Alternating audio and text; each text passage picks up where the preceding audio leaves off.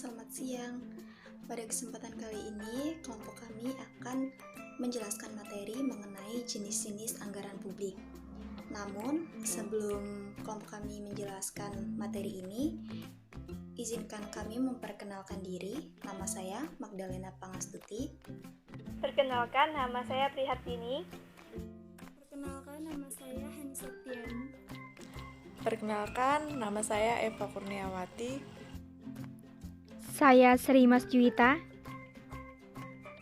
Sistem anggaran sektor publik dalam perkembangannya telah menjadi instrumen kebijakan multifungsi yang digunakan sebagai alat untuk mencapai tujuan organisasi. Hal tersebut terutama tercermin pada komposisi dan besarnya anggaran yang secara langsung merefleksikan arah dan tujuan pelayanan masyarakat yang diharapkan. Anggaran sebagai alat perencanaan kegiatan publik yang dinyatakan dalam satuan moneter sekaligus dapat digunakan sebagai alat pengendalian. Agar fungsi perencanaan dan pengawasan dapat berjalan dengan baik, maka sistem anggaran serta pencatatan atas penerimaan dan pengeluaran harus dilakukan dengan cermat dan sistematis. Sebagai sebuah sistem, perencanaan anggaran sektor publik telah mengalami banyak perkembangan. Sistem perencanaan anggaran publik berkembang dan berubah sesuai dengan dinamika perkembangan manajemen sektor publik dan perkembangan tuntutan yang muncul di masyarakat. Oke, di sini saya akan menjelaskan materi selanjutnya. Secara garis besar, terdapat dua pendekatan yang memiliki pembedaan yang mendasar dalam perencanaan dan penyusunan anggaran sektor publik, yaitu yang pertama adalah anggaran tradisional, yaitu anggaran yang biasa digunakan oleh negara yang berkembang. Nah, ciri-cirinya memiliki ciri utama pendekatan ini yaitu yang pertama adalah cara penyusunan anggaran yang didasarkan pada pendekatan inkremental, yaitu hanya menambahkan atau mengurangi jumlah rupiah pada item anggaran sebelumnya dengan menggunakan data tahun sebelumnya sebagai dasar penyusunan besarnya penambahan atau pengurangan tanpa dilakukan kajian yang mendalam. Yang kedua adalah struktur dan juga susunan anggaran yang bersifat line item, yaitu didasarkan atas dasar sifat dari penerimaan dan pengurangan tersebut, serta tidak memungkinkan untuk menghilangkan item-item penerimaan atau pengeluaran yang telah ada pada struktur anggaran tersebut. Oke, itu saja yang dapat saya sampaikan. Semoga dapat dipahami dan juga dapat bermanfaat. Selanjutnya akan dijelaskan oleh teman saya. Kepada teman saya persilahkan. Baiklah, di sini saya akan menjelaskan kelemahan anggaran tradisional. Beberapa kelemahan anggaran tradisional antara lain: hubungan yang tidak memadai terputus antara anggaran tahunan dengan rencana pembangunan jangka panjang. Pendekatan inkremental menyebabkan sejumlah besar pengeluaran tidak pernah diteliti secara menyeluruh efektivitasnya, lebih berorientasi pada input daripada output. Hal tersebut menyebabkan anggaran tradisional tidak dapat dijadikan sebagai alat untuk membuat kebijakan dan pilihan sumber daya atau memonitor kinerja. Sekat-sekat antar departemen yang kaku membuat tujuan nasional secara keseluruhan sulit dicapai. Proses anggaran terpisah untuk pengeluaran rutin dan pengeluaran modal atau investasi. Anggaran tradisional bersifat tahunan. Sentralisasi penyiapan anggaran ditambah dengan informasi tidak memadai menyebabkan lemahnya perencanaan anggaran. Sebagai akibatnya adalah munculnya budget padding atau budgetary slack. Persetujuan anggaran yang terlambat sehingga gagal memberikan mekanisme pengendalian untuk pengeluaran yang sesuai, seperti seringnya dilakukan revisi anggaran dan manipulasi anggaran.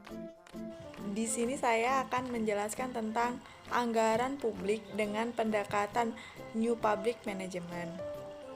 Salah satu model pemerintah di era New Public Management adalah perspektif baru pemerintah menurut Osborne dan Gabriel yang dikenal dengan konsep reinventing government sebagai berikut. Yang pertama ada pemerintahan katalis. Pemerintahan ini berfokus pada pemberian pengarahan, bukan produksi pelayanan publik.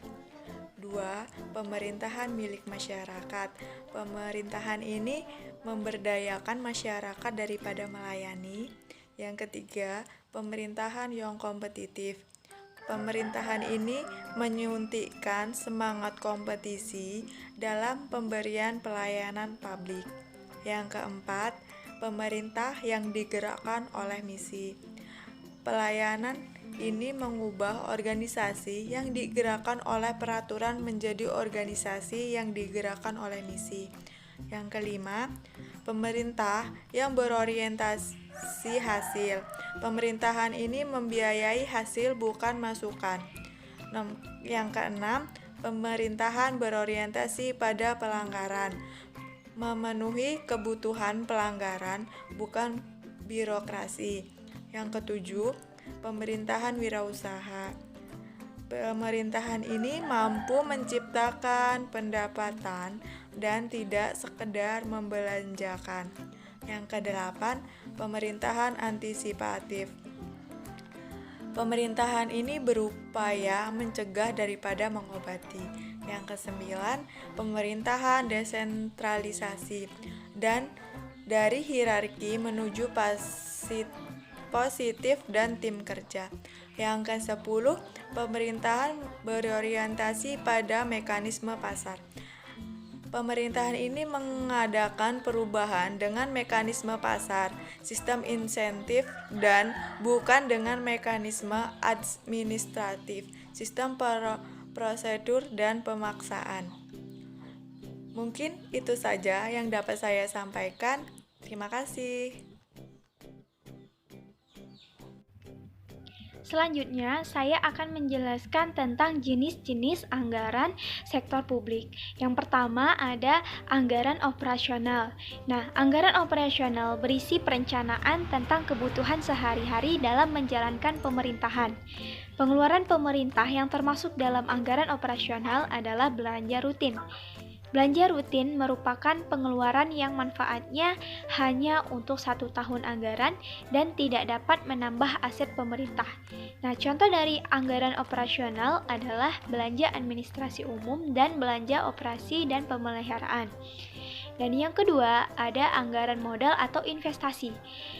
Belanja investasi dan modal manfaatnya cenderung melebihi 1 tahun anggaran dan menambah aset atau kekayaan pemerintah, serta menambahkan anggaran rutin untuk biaya operasional dan pemeliharaannya.